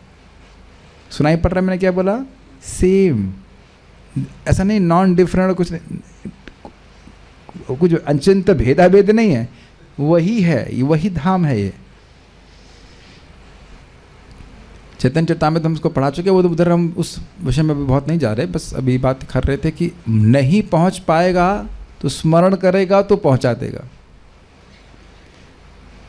लेकिन यहाँ एक योगी की बात कर रहे हैं कि परेशान नहीं हो, योग का आश्रय ले, इन देश और काल का आश्रय ले, इनके संग प्राप्ति की प्रतीक्षा है कि भाई ये मिलेगा तब मैं शरीर छोड़ूंगा। तो शरीर तो अब छोड़ने का समय आ गया है कि नहीं? क्योंकि योगी के लिए काल तथा देश सिद्धि के हेतु अर्थात कारण नहीं है, किंतु मात्र योग ही सिद्धि का साधन है। स्पष्ट है, तो पहले बोला गया। वह दृढ़ निश्चय से मन के द्वारा प्राणान अर्थात इंद्रियों को नियमन करता है, ये अर्थ है। इस इंद्रियों पर मन के नियमन द्वारा सूक्ष्म इंद्रियों को मन में विलीन करना द्योतित होता है। समझ में आई बात? सूक्ष्म इंद्रिय तो बता रहा था मैं आपको भी, एसी का एग्जाम्पल दिया था और मेरे लेक्चर सुनने की बात सुन रहा था। तो अब इंद्रियों की वृत्तियां बाहर ना जा करके मन में लीन हो रही, मतलब मन अब भगवान में जा रहा है और इंद्रियां कहीं नहीं जा रही। बात बाल प्रबोधनी, कुछ बातें कॉमन छोड़ दे रहा। यति अर्थात योगाभ्यासी जब निर्भय पद प्राप्त करने के लिए इस लोकम अर्थात देह को त्यागने की इच्छा करे। बड़ा सुंदर है। और क्लियर हुआ कुछ? निर्भय पद क्या है? भगवान का धाम। भाई ये लोग छोड़ करके स्वर्ग लोक जाने की इच्छा भी हो सकती है, तो ये कहना कि जिहासु इमम लोकम, इस लोक को त्यागना, तो इसका अर्थ ये नहीं कि इस लोक को त्याग कर स्वर्ग लोक जाना चाहता है, ये ब्रह्म लोक जाना चाहता है ना। निर्भय पद है भगवान का धाम। तो जब इस शरीर को त्याग करके भगवान के पास जाना चाहता है तब ये करने की जरूरत है। बस स्वर्ग लोग तो कर्मकांड भी पहुंच जाते हैं, पहुंच ही रहे हैं, उसमें कौन सी इंद्रिय संयम करने की जरूरत है? Are you able to follow this? ठीक है। देह को त्यागने की चक्र, तब देशे अर्थात पवित्र स्थान में और काले अर्थात उत्तरायण आदि समय में मन को न लगाए। देश और काल में योगियों की सिद्धि का हेतु नहीं है, किंतु भगवान ही उनकी सिद्धि का हेतु हैं। इस प्रकार से दृढ़ निश्चय करके सुखपूर्वक स्थिर आसन में बैठकर मन के द्वारा प्राणों को एवं इंद्रियों को वश में करें। ये कुछ अलग अर्थ सुनाई पड़ रहा है आपको? योग मेरी सिद्धि का कारण है, इसमें कुछ अहंकार का भाव आ सकता है कि मैं बस योग करूंगा और सिद्ध हो जाऊंगा। लेकिन आप और क्लियर करें कि नहीं, इस योग के द्वारा वस्तुतः मेरी सिद्धि का कारण भगवान की कृपा है, तो इस योग के द्वारा भगवान का संपर्क प्राप्त करके भगवान की प्राप्ति करूंगा। ये और क्लियर हो रहा है। मैं अपने मन को लगा के भगवान की प्राप्ति करूंगा, ये बात नहीं है। लगाऊंगा मन को भगवान में, लगाऊंगा भगवान का कृपा प्राप्त करने के लिए, और कृपा प्राप्त करके भगवान से के पास चला जाऊंगा। ठीक है। अनन्य पर, किसी अन्य पर ना लगावे, ये समझ में आया बात? भगवान को छोड़कर कि अब देश की चिंता कर रहा है, देश मतलब पवित्र स्थान की चिंता कर रहा है या पवित्र समय की चिंता कर रहा है, तो ये अनन्यता नहीं है। न अन्य अनन्य, तो भगवान की कृपा को देखे, अपने योग साधना को देखे, उसको देखे, वही उसकी सिद्धि है। जैसे मानो कोई व्यक्ति बीमार है तो उसको समझ में आने लगता है कि ये मेरी बीमारी के ठीक होने का कारण है, इसी को करने से मैं ठीक होऊंगा, तो अनन्य हो जाता है कि नहीं? बहुत सारी बातें लोग बोलते हैं कि नहीं?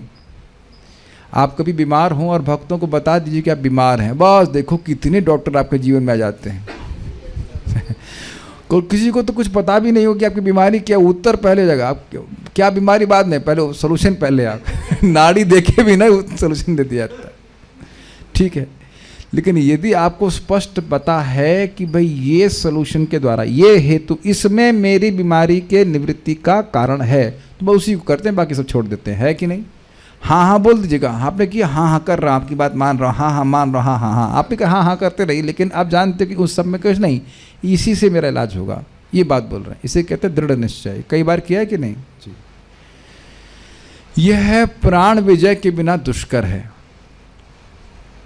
मन को आप बिना प्राणों को जीते नहीं जी सकते थे, अतः कहा जितासु, जीतो अपने प्राण को। और प्राणायाम के द्वारा प्राणों को वशीकृत करके, ये अर्थ है, अर्थात इंद्रियों को वशीकृत करते हैं। ठीक है।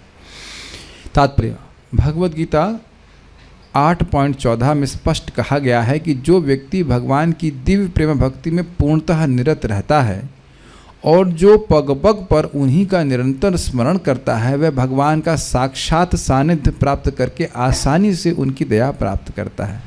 ये श्लोक मेरे पीछे बोलिए माइक पे।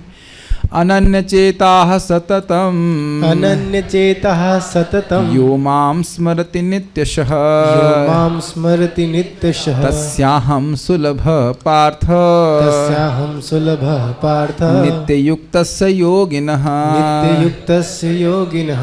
हे अर्जुन, जो अनन्य भाव से निरंतर मेरा स्मरण करता है उसके लिए मैं सुलभ हूँ, क्योंकि वह मेरी भक्ति में प्रवृत्त रहता है। तो अब ये श्लोक प्रभुपाद ने क्यों कोट किया? भगवान की प्राप्ति का उपाय देश और काल नहीं है।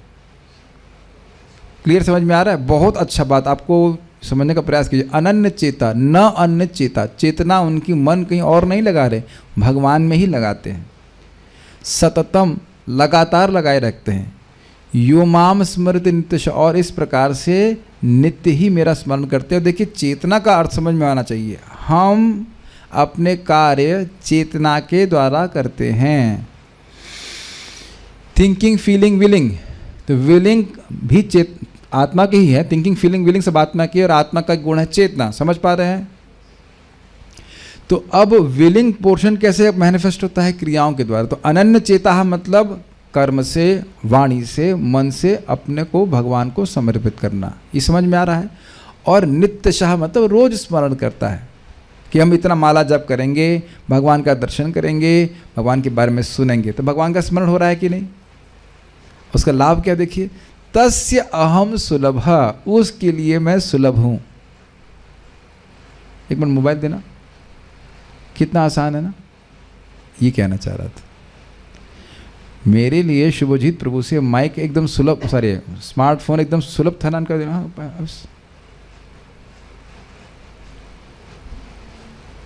तस्य हम सुलभ, ये सुलभ का अर्थ है easily accessible, easily accessible, accessible, अरे whatever got it, easily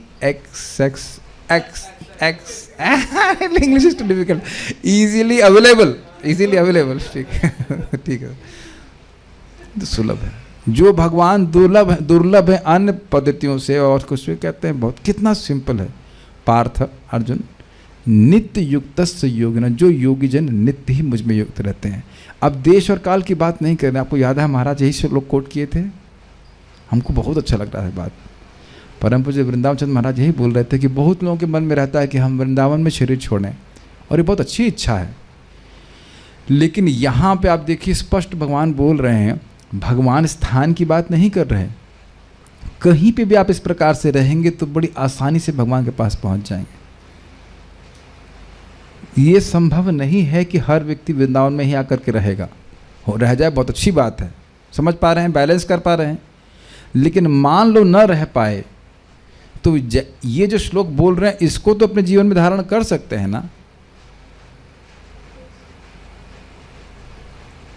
ये बार बार ध्यान रखिए, मन मना भव मत भक्तों से भगवान प्रसन्न होते हैं। जब उनके हम भक्त बनते हैं, अपने मन को उनमें लगाते हैं, श्रवण कीर्तन करते हैं, भगवान प्रसन्न होते हैं और हम उनके और पास आते जाते हैं। वस्तुतः हम उनके पास हैं, जब हम उनका श्रवण कीर्तन करते हैं तो वो भगवत संपर्क ही है। Make sense to you? भगवान बोल रहे हैं कि मैं सुलभ हूँ, मैं आसानी से उसको प्राप्त हो जाता हूँ। जैसे मैंने अभी रशिया के भक्त एग्जाम्पल दिया आपको। ऐसे भक्तों को वर्तमान शरीर त्यागने के लिए उपयुक्त समय ढूंढने की आवश्यकता नहीं होती। अब मैं कुछ बताना चाहता हूँ, ये बहुत सुंदर एक पास टाइम है। कुरैश और श्रीपाद गोष्ठीपूर्ण, जहाँ तक मुझे सही स्मरण हो रहा है, कांचीपूर्ण नहीं गोष्ठीपूर्ण, हाँ, तो ये दो लोगों को बंदी बना लिया गया था एक शैव राजा ने, और यह उनसे स्थापित करवाना चाह रहा था। एक्चुअली वो है रामानुजाचार्य जी को पकड़ना चाहता था, लेकिन रामानुजाचार्य जी चले गए और वो कुरैश को पकड़ लिया, यह सोचते हुए कि ये रामानुजाचार्य जी। कुरेश ने खुद ही बोला, तो वो गृहस्थ थे। श्रीपाद रामानुजाचार्य जी को उन्हें अपने सफ़ेद कपड़े दे दिए कि आप चले जाइए, और उनके सन्यासी कपड़े उन्हें खुद पहन लिए। और फिर कुरेश और गोष्ठीपूर्ण को पकड़कर लेके गए शास्त्रार्थ करने के लिए। तो वो शैव राजा ने सोच लिया था कि अगर हम हार भी गए तो हम ज़बरदस्ती इनको मनवाएंगे कि शिव जी श्रेष्ठ हैं और विष्णु श्रेष्ठ नहीं हैं। तो बातचीत चल रही थी और वो कोई भी उसके बात काट नहीं पाए। कुरेश जी तो प्रकांड विद्वान थे, उनको सुन के ही सब कुछ याद हो जाता, पूरा पूरा शास्त्र ही सुन के याद हो जाता था। तो सारी बातों जब हरा दिए तो बोले, अंत में राजा बोलता है, क्या बोलता है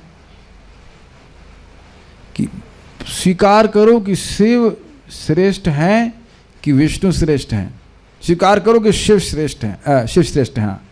तो बोले कि शिव तो तुला से भी हल्के हुए हैं। अब इन्हें शब्दों का परिवर्तन कर लिया। शिव मतलब शिव जी नहीं, शिव मतलब कोई मात्रा, कुछ वजन का एक क्या कहते हैं उसको, परिमाण होता है, उसको भी शिव कहते हैं, जो कि कुछ 1 तोला से हल्का होता है। आपने सुना है भागवत में शिव मतलब सियार भी होता है, लेकिन शिव जी को नहीं इंगित करता है। एक ही शब्द के एक ही अर्थ नहीं होते हैं। लेकिन ऐसे बात घुमा करके बोली कि शिव तो तुला से भी कुछ कम है। तुला मतलब कोई और 1 तोला या जो भी उससे भी कम हल्के हैं। तो गुस्से हो गए, उन्होंने कहा इन दोनों की आंखें निकाल लो। और वाकई उन दोनों की आंखें निकाल दी गई और उसके बाद उनको छोड़ दिया गया। और गोष्ठीपूर्ण बहुत वृद्ध थे। तो जब ये दोनों लोग किसी तरह से जा रहे थे, पहले तो उनको बंदी बना के रखा गया, बाद में छोड़ दिया गया। तो किसी तरह से जब वो जा रहे थे वापस, तो उनकी गोष्ठीपूर्ण की बेटी भी आ गई थी, जिनको हेल्प कर रही, दोनों को हेल्प कर रही थी वापस जाने के लिए। तो अब गोष्ठीपूर्ण के शरीर छोड़ने का समय आ गया।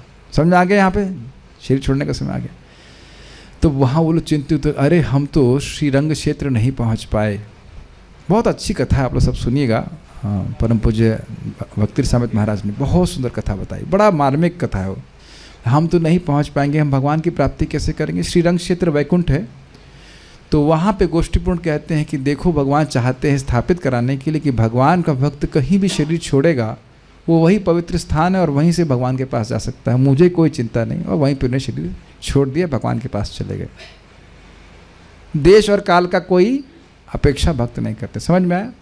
जो शुद्ध भक्त हैं उनको कोई चिंता करने की जरूरत है। किंतु जो मिश्रित भक्त हैं और सकाम कर्म या ज्ञान को मिलाए हुए हैं, उन्हें इस शरीर को त्याग करने के लिए उपयुक्त क्षण की अपेक्षा रहती है। उनके लिए ऐसे उपयुक्त क्षणों का उल्लेख भगवद गीता के 8.23 से 26 में हुआ है। अब इसको मेरे पीछे बोलते चल, मेरे साथ में बोलिए। यत्र काले त्वनावृत्तिम आवृत्तिम चैव योगिनः प्रयातयान्ति तं कालम वक्ष्यामि भरतर्षभ। हे भरत श्रेष्ठ, अब मैं उन विभिन्न कालों को बताऊंगा जिनमें इस संसार से प्रयाण करने के बाद योगी पुनः आता है अथवा नहीं आता। ये भगवान ने बताया। ये समझ में आ रहा है? किस काल में शरीर छोड़ोगे तो दोबारा जन्म लोगे और किस काल में छोड़ोगे तो नहीं जन्म लोगे, ये भगवान बता रहे हैं। अग्नि ज्योतिरिह शुक्लः षण्मासा उत्तरायणम तत्र प्रयात गच्छन्ति ब्रह्म ब्रह्म विदो जनाः। जो परब्रह्म के ज्ञाता हैं वे अग्निदेव के प्रभाव में, प्रकाश में, दिन के शुभ क्षण में, शुक्ल पक्ष मतलब जब चंद्रमा बढ़ रहा होता है पूर्णिमा की तरफ, यानी अमावस्या से पूर्णिमा के समय में, या जब सूर्य उत्तरायण में रहता है, उन 6 मासों में, दैट मीन्स 14 जनवरी से लेकर 22 जून तक, इस संसार से शरीर त्याग करने पर उस परब्रह्म को प्राप्त करते हैं। समझ में आया? अग्निदेव के प्रभाव में, प्रकाश मतलब दिन की बात कर रहे हैं। दिन के शुभ क्षण में कोई विशेष अच्छा समय हो, शुक्ल पक्ष हो यानी कि अमावस्या से लेकर पूर्णिमा का समय हो, और जब सूर्य उत्तरायण में हो, इस प्रकार से कंडीशन देखे होंगे, तब वह भगवान की प्राप्ति करता है अगर वह शरीर छोड़ता है। तो ये उन लोग ले बोल रहे हैं जो स्पेशली अष्टांग योग का ही अभ्यास करते हैं और मिश्रित भक्त हैं, और वह विचार करते हैं इस प्रकार से। अब आप लोगों के मन में आ रहा है कि यहाँ तो अष्टांग योग का वर्णन हो रहा है, मिश्रित भक्तों का वर्णन हो रहा है, ये हम अभी तक रिकंसाइल नहीं कर पाए। लेकिन अब दोनों ही बात सत्य हैं, बस अब कैसे रिकंसाइल करोगे आप देख लो। धूमो रात्रिस्तथा कृष्णः षण्मासा दक्षिणायनम तत्र चांद्रमसं ज्योतिर्योगी प्राप्य निवर्तते। जो योगी धुएं से मतलब है कि ऐसा नहीं कि उसके आसपास धुआं हो रहा होगा, मतलब रात्रि का समय की बात हो रही है। धुआं रात्रि कृष्ण पक्ष में, कृष्ण पक्ष मतलब पूर्णिमा के बाद से लेकर अमावस्या का समय, या सूर्य के दक्षिणायन रहने के, यानी कि अब जो समय चल रहा है 6 मासों महीनों में दिवंगत होता है, वह चंद्रलोक को जाता है किंतु वहाँ से पुनः पृथ्वी पर चला आता है। लेकिन फिर मेरे को समझ में नहीं आ रहा कि कार्तिक तो दक्षिणायन में ही पड़ेगा हमेशा। अरे मैं तो वही बोल रहा हूँ दक्षिणायन में पड़ेगा, और कार्तिक में शरीर छोड़ने से तो भगवान के पास जाना चाहिए। तो डोंट वरी अबाउट इट। शुक्ल कृष्ण गति ह्यते जगतः शाश्वते मते एकया यातना वृत्तिम अनन्या वर्तते पुनः। वैदिक मतानुसार इस संसार से प्रयाण करने के 2 मार्ग हैं, एक प्रकाश का तथा दूसरा अंधकार का। जब मनुष्य प्रकाश के मार्ग से जाता है तो वह वापस नहीं आता, किंतु अंधकार के मार्ग से जाने पर वाला पुनः लौट कर आता है। तो ये प्रकाश और अंधकार इसी अर्थ में है कि जब उत्तरायण है और दिन है, ऐसे करके बता रहे हैं, और उधर अंधकार मतलब कृष्ण पक्ष है और दक्षिणायन इत्यादि उसमें शरीर छोड़ता है तो वह लौट के आता है। लेकिन ये उपयुक्त क्षण इतने महत्वपूर्ण नहीं होते जितना कि मनुष्य का ऐसा सफल योगी होना जो इच्छानुसार शरीर को त्याग कर सके। तो अब कुछ रिकंसिलिएशन हो रहा है। जो व्यक्ति योग में सिद्ध नहीं है, इवन अष्टांग योग की बात करें अभी, तो जो योग में सिद्ध नहीं है वो चिंता करेगा कि वो कब कहाँ मरे। लेकिन जो अब इस प्रकार से योग में सिद्ध हो गया वह योग का आश्रय ले रहा है। कुछ रिकंसाइल हो रहा है, भले ही वह भक्ति मिश्रित योग कर रहा है लेकिन वह योग का आश्रय ले रहा है। वो समझ गया कि इससे मेरा कुछ मतलब नहीं है, भगवान की कृपा से मैं कहीं से भी और कभी भी शरीर छोड़ के भगवान के पास जा सकता हूँ। Is that clear? क्योंकि वो 8वें अध्याय की शुरुआत वाली पॉइंट पे फोकस कर रहा है कि मेरी मति जहां अंत में होगी वही गति होगी। देखिए 2 निश्चय हैं। एक निश्चय है कि भाई ये काल वाल ठीक रहे, देश ठीक रहे, उसके हिसाब से मैं चला जाऊंगा। लेकिन उससे ज़्यादा स्ट्रांग निश्चय क्या है कि मेरी जो अंत में मति होगी उसके अनुसार मैं जाऊंगा। और इसमें वो एकदम स्ट्रॉन्गर बात है। क्या हम लोग श्लोक कोट किए थे 8वें अध्याय की शुरुआत का भी, अंत काले च माम एव स्मरण मुक्त्वा कलेवरम। अंत काल में जो मेरा ही स्मरण करके शरीर त्यागता है। इसमें देश और काल क्या है बताइए? वो अलग है। देश काल का कुछ इसमें नहीं बात बोल रहे। अंति नारायण स्मृति अलग कंटेक्स्ट में बोला गया था। यहां बोला जा रहा है कि एकदम फिर से श्लोक सुनिए, अंत काले, अंत काल में, कौन से काल में? न दक्षिणायन न उत्तरायण, अंत काल में कभी भी, चाहे वो दिन हो चाहे रात हो चाहे कुछ भी हो।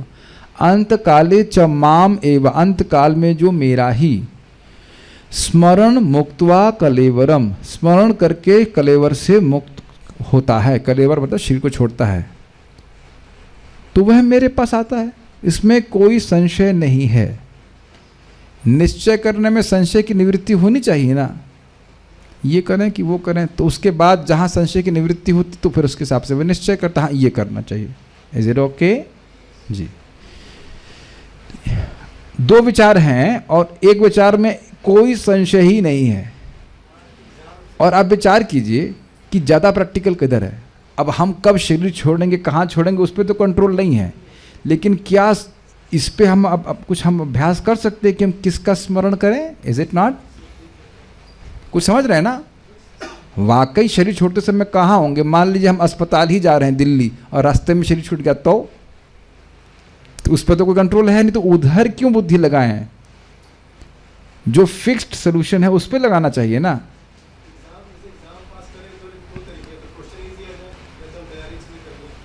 भाई पहले आप सीधी बात समझ लीजिए, ये बहुत सिंपल सी बात है। इस पे कोई कंट्रोल नहीं है कि हम देश और काल में कहाँ छोड़ेंगे शरीर, तो उसका आश्रय पहले ही छोड़ दो ना।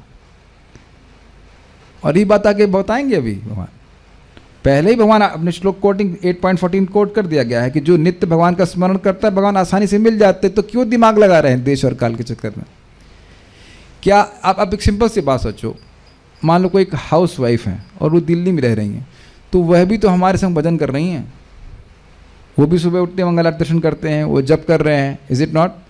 उन लोग अगर वह मतलब फिक्स्ड अप हैं तो उसके बाद 10 बजे गीता क्लास में आते हैं, शाम को भागवत क्लास में आते हैं, और हम लोग वृंदावन में कर रहे हैं।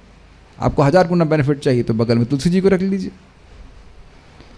देखिए एक बात और समझिए, ये दशम स्कंद में बोला गया, जहाँ आध्यात्मिक ज्ञान का अनुशीलन होता है वो मथुरा स्थान है।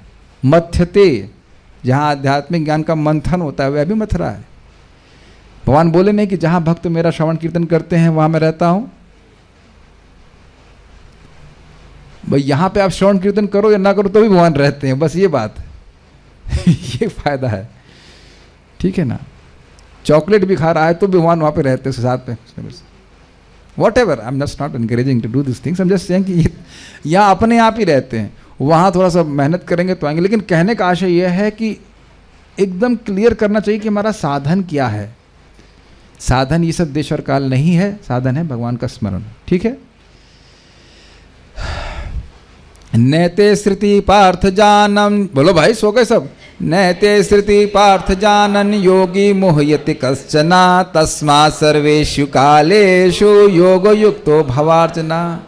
हे अर्जुन, यद्यपि भक्तगण इन दोनों मार्ग को जानते हैं किंतु वे मोहग्रस्त नहीं होते। अरे दक्षिणा में मर रहा हूँ, अरे लंदन में मर रहा हूँ ना, या जहाँ भी। अतः तुम भक्ति में सदैव स्थिर रहो। तो अतः का लिंग समझ में आ गया, भक्ति में स्थिर रहो, आ जाओगे मेरे पास, मैं ही ले आऊँगा तुम्हें अपने पास। अगर और क्लियर किया जाए तो जिसने एक बार भी कृष्ण का नाम लिया है और दूसरों की निंदा नहीं करता तो महाप्रभु स्वयं उसको अपने पास लेके आ जाते हैं। मैं एक भक्त को आज उनकी सराहना कर रहा था कि वो ज़्यादा नहीं बोलते हैं।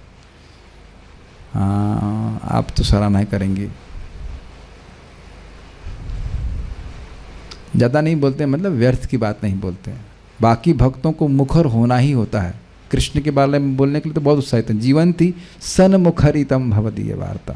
भगवान के बारे में तो बहुत बोलते हैं लेकिन फालतू बात नहीं बोलते हैं, इसका बहुत प्रभाव होता है। फालतू बात बोलने से हमारी भक्ति बहुत नष्ट होती है, चित्त भगवान से हट कर कहीं और चला जाता है और आपकी मित्र आपके पास नहीं रह पाते। If you talk too much you can not have friends. Is it sinking in? बल बल बल बल करने वाले कुछ ना कुछ ऐसा बात बोल देंगे जिससे अपराध हो जाएगा, लोग चले जाएंगे। टॉक अबाउट कृष्णा, ऐसे डिफरेंट। कृष्ण के बारे में तो आप 24 घंटे भी कम है, कोई दिक्कत नहीं। नित्य विष्णु जन्म प्रिय, याद आ रहा है सुखदेव गोस्वामी जो कुछ नहीं बोलते थे तब कुछ नहीं हो रहा था, लेकिन जब भगवान के बारे में बोलने लगे तो वैष्णवों को प्रिय हो गए। तो वो तो ठीक बात है भगवान के बारे में, लेकिन फालतू बात बोलने से बहुत नुकसान हो जाता है। Is that okay? तो भक्ति में सदैव स्थिर रहो, वाणी को मन से और अपने शरीर को भगवान की सेवा में लगाए रखो, भगवान अपने आप ही लेके आ जाएंगे। ये मैं बार बार इस बात को समझा रहा हूँ कि हम लोगों को समझना हो कि हरि नाम तो हम कर रहे हैं, लेकिन ये जो निंदा चुगली है इससे बचें। Krishna does not like that, वो पसंद नहीं आता ये बात। ऐसे योगी को मन द्वारा अपनी इंद्रियों को वश में करने में सक्षम होना चाहिए। मन को सहज भाव से भगवान के चरण कमलों में लगाकर सरलता से जीता जा सकता है। क्यों? क्योंकि मन को सुख भगवान, मन को जहाँ सुख मिलेगा वो वहाँ जाएगा, सीधी बात ही है। और सुख केवल भगवान की भक्ति में है। इसलिए ऐसी सेवा से, अच्छा एक और कारण भी है, सुनते हम लोग जगत में हैं ही, केवल भगवान के बारे में सुनना है। ये एक बात समझ पा रहे हैं कि भक्ति सहज क्यों है? क्योंकि ऐसा कोई कार्य करने के लिए नहीं बोला जाता जो आप करते ना आए हों। अष्टांग योग में कुछ अलग बातें की जा रही हैं। अब आप रोज हर जगह जितासन जिता श्वास, यह हर आदमी नहीं करता है। Is it not? सुनता है कि नहीं दुनिया में लोग? कभी सोचा आपने इस तरह से? श्रवण कीर्तन स्मरण पूजन वंदन सब लोग कर ही रहे हैं जगत में, लेकिन वो विष्णु के संबंध में किया जाना है बस। इसलिए भक्ति बहुत आसान है। Are you able to follow this? अब ऐसा नहीं कि सब लोग यहाँ जब अब पद्मासन में बैठ के ही अब आपको कथा सुननी है और आप भी कहेंगे प्रभु जी आप भी लगाइए शीर्षासन, उसके बाद कथा कीजिए। कुछ अगर कल से कहें कि कल से आपको आध्यात्मिक प्रगति करने के लिए शीर्षासन लगाना है, तो बहुत सी मोटी माता जी तो वहीं ताराशाही हो जाएंगी कि नहीं, ये तो हमसे नहीं होगा शीर्षासन ही कैसे लगेगा हमसे। लेकिन हरे कृष्णा कृष्णा कृष्णा हरे हरे, हरे राम राम राम हरे हरे, तो कोई भी कर सकता है कि नहीं? सरलता से जीत, सरलता समझा क्या, करने में कोई कठिनाई नहीं है। जैसे ही आपने बोला हरे कृष्णा, या भगवान के बारे में बात हो रही, तो मन तो अपने आप भगवान में लगता है। ऐसी सेवा से क्रमशः सारी इंद्रियां स्वतः भगवान की सेवा में लग जाती हैं। यह क्यों, ये बताया आपने, समझे आप इस बात को? मन भगवान में लगने लगा, और जहां मन जाएगा वहां के इंद्रियां नहीं जाएंगी। Got it? अब देखो सीधी बात है कि जो भक्त यहाँ पे कथा सुन रहे हैं, तो उनके मन में कथा सुनने की इच्छा है, तभी तो आप टीवी नहीं देख रहे हैं। सिंपल सी बात है कि नहीं? और चलो कुछ भक्त सोच सकते हैं कि हम आश्रम में हैं पर जो डांटेंगे, लेकिन आश्रम के भी तो सारे लोग नहीं आते, एक बात। और दूसरा, जो भक्त लोग बाहर से सुन रहे हैं उनको कौन बाधित किया है? और आप लोगों को भी कोई बाध्यता है नहीं। मैं तो प्रसाद भी नहीं खिलाता उसके बाद। ये बात तो है। सी, आपका मन नहीं होता तो अपना पूरा शरीर, अपनी इंद्रियां ढोकर नहीं लेके आते। ऐसा तो नहीं कि आँख, हमारी आँख तो प्रभु जी उधर घर पे ही है, कान और नाक हम घर छोड़ के आए हैं, और बाकी सारी इंद्रियां लेके आए हैं। बाकी इंद्रियां भी तो आपके कान के पीछे हैं कि नहीं? ऐसे आचार्यों ने बताया, बहुत सुंदर है। कथा के पीछे पूरा शरीर लगा है। समझ में आ रहा है कि नहीं? कितना सुंदर शैली ना बोलने की। कथा के कान के पीछे, कथा नहीं, कान के पीछे सारी इंद्रियां लगी हुई हैं। कितना सुंदर तरीका है बोलने का। कान के पीछे, कान संतुष्ट होने चाहिए, तो अब शरीर भी ठीक से बैठा हुआ है और सब कुछ सुन, कान से सुन ले। क्या आपने कभी सुना, ऐसा किया भी होगा? कुछ सुनने के लिए से बोलते, क्या बोला, ऐसे करते कि नहीं? वो हमको बहुत अच्छा लगता है। ये शब्द है वहाँ का, भागवत का। सन्मुखरित वाला क्या श्लोक है? ज्ञाने प्रयासमुदपस्य नमंत एव जीवंत सन्मुखरिदम भवदीय वार्ताम स्थाने स्थितः श्रुतिगताम। श्रुतिगत, श्रुति के पीछे, भगवान के बारे में सुनने के पीछे। और वहां भी लिखा स्थाने स्थित, अपने स्थान में स्थित होकर के भगवान के बारे में सुने। कितना भगवान का आशीर्वाद है कि देखिए हम लोग यहाँ बैठे क्लास कर रहे हैं और लोग अपने अपने स्थान में बैठ के क्लास सुन रहे हैं। Every day, day after day, every day. एक अर्थ है कि साधुओं के स्थान में सुनना चाहिए, तो वह भी चल रहा है। और ये कहें कि वृंदावन में सुनना चाहिए, तो वह भी चल रहा है। You are with the consciousness. तो क्या बोलते हैं, ये प्रायशो जित जितोप्यसि त्रैस्त्रिलोक्यम। जो भगवान अजित हैं, जिनको प्राय ने कोई जीत नहीं सकता, उनको वह व्यक्ति जीत लेता है। यही भगवान बोल रहे हैं। और देखिए वो माया क्या प्रभाव करेगी कि हम कुछ और महत्वपूर्ण कार्य कर लें और सुने नहीं। यहाँ एक बात हम जरूर बोलना चाहते हैं सुनने के बारे में। प्रभुपाद जी इस बात को बोल रहे थे कि देखो, मंदिर की घंटी ही हिलाते रहोगे, टिन टिन टिन टिन, और सुनोगे नहीं, तो कुछ समय के बाद यू विल बी डिसगस्टेड। और क्या होगा? वाई आई एम हियर, ये घंटी में क्यों हिला रहा हूँ? और घंटी भी बंद हो जाएगी और हम कुछ और करने लग जाएंगे।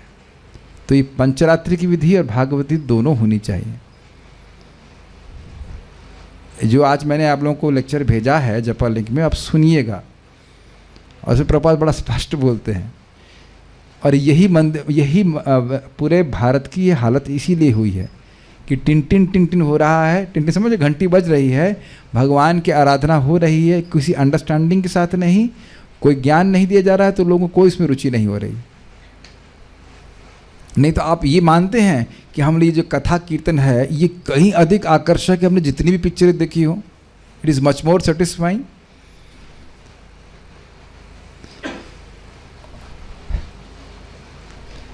तो इस मैं खाली बोलने के प्रयास कर रहा हूँ कि मन लगने लग गया तो बाकी सारी इंद्रियां आपकी लगी ही, और ये प्रैक्टिकल आप देख रहे हैं। परम सत्य से तदाकार होने का यही मार्ग है, परम में लीन होने के लिए। लीन होने का मतलब अपने व्यक्तित्व को नहीं त्यागेंगे, लेकिन अपनी अन्य अभिलाषाओं को त्याग करके कृष्ण की सेवा करने से में लग जाएगा। विल स्टॉप हियर, पारायण करेंगे हम। बुक का नाम सॉल्टेड ब्रेड इंग्लिश में लिखा हुआ है, ओके। श्रीमद् भागवतम की जय, श्रील प्रभुपाद की जय। हम लोग बार बार सुन रहे हैं गीता में कि हम लोग शरीर नहीं आत्मा, तो आत्मा के रूप में कार्य कैसे करें? प्राणेरर्थर्धिया वाचा श्रेयाचरणम सदा। प्राण से, प्राण का अर्थ आप समझ गए, प्राण इंद्रियों से कह लीजिए, इंद्रियों से, अर्थ मतलब धन से, धी मतलब बुद्धि से, वाचा मतलब वाणी से श्रेय का आचरण करें। प्राणेर अर्थर धिया वाचा श्रेया आचरणम सदा, ये भगवान कृष्ण बोल रहे हैं। भगवान कृष्ण और बलराम जी जब वन विहार के लिए जाते हैं तो भगवान वन के वृक्षों को बोलकर उनका गुणगान करते हैं कि इनका जीवन दूसरों के लिए ही है। ये बात है, आपको ये चिंता करने की जरूरत नहीं कि हमको आत्मा का साक्षात्कार कैसे होगा। आप आत्मा की तरह कार्य करते जाएंगे तो आत्मा का साक्षात्कार होगा। Are you able to follow? बहुत सुंदर बात हमको समझ में आ रही थी, वेरी, है ना। बार बार आप लोग बोलेंगे ना प्रभु जी, हम लोग सुनते तो हैं कि हम आत्मा हैं, हम शरीर नहीं है, और समझ में भी आ रहा है कि हम चेतन तत्व हैं, लेकिन कैसे कार्य करें? तो ऐसे कार्य करें, इंद्रियों से, अपने वाणी, अपने बुद्धि से, धन से, वाणी, प्राण मतलब इंद्रियों से, प्राण अर्थ है धन से, बुद्धि या धी से, और उसके बाद वाचा, श्रेय के लिए कार्य करें, अपना कल्याण करें, दूसरों का कल्याण करें। या फिर उस तरह से समझ सकते हैं, मन मना भव मद भक्त मध्याज माम नमस्कुर, ये आत्मा के कार्य हैं। और ये करते चले जाएंगे तो देह का धर्म समाप्त होता जाएगा। इस समय हम लोग आत्मा की तरह कार्य कर रहे थे, उसके बाद भी प्रयास करें कि भगवान का संपर्क बना रहे। Is that okay? ठीक है, ये बात मैं शुरुआत में बोलना चाह रहा था, बट नहीं, आई गॉट इट। हरे कृष्णा। श्रील प्रभुपाद की जय। निताई गौर प्रेमानंदे।